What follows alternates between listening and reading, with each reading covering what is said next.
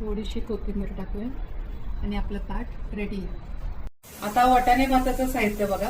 मी तेलात ऑलरेडी शहाजिरा, काळी इलायची, बदाम फूल आणि अन्नपूर्णेचं एक पान टाकलंय.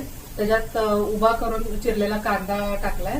आता तो चांगला फ्राय होईपर्यंत आपल्याला भाजून घ्यायचा. 2 वाटी मटार घेतलाय मी. आपण त्याच्यात आता या कांद्यात टाकून घेऊया, थोडं परतून घेऊया. आता मी 5 वाटी तांदूळ घेतलेले आहेत. आता आपण मटार आपले चांगले जरा तेलात फ्राय झालेले, आपण तांदूळ टाकून घेऊया.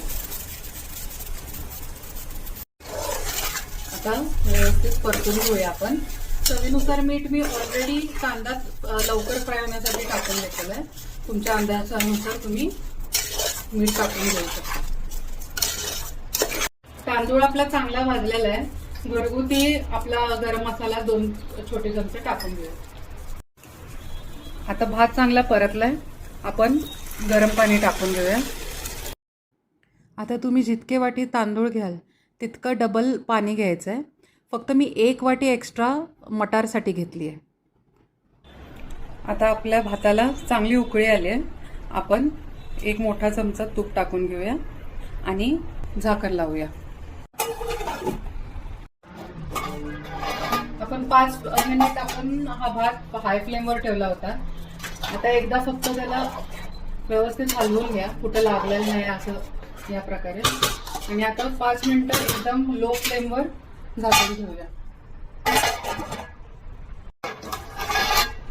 5 मिनिटात आपला भात रेडी आहे. व्यवस्थित मिक्स करून घेऊया. असं मऊसूत झालं बघा. हार्डली 5 ते 10 मिनिटं लागतात या भाताला. आता आपण याला झाकून घेऊया. आता आपला टेस्टी असा वाटाणे भात किंवा मटार पुलाव रेडी आहे, अगदी 10 मिनिटात.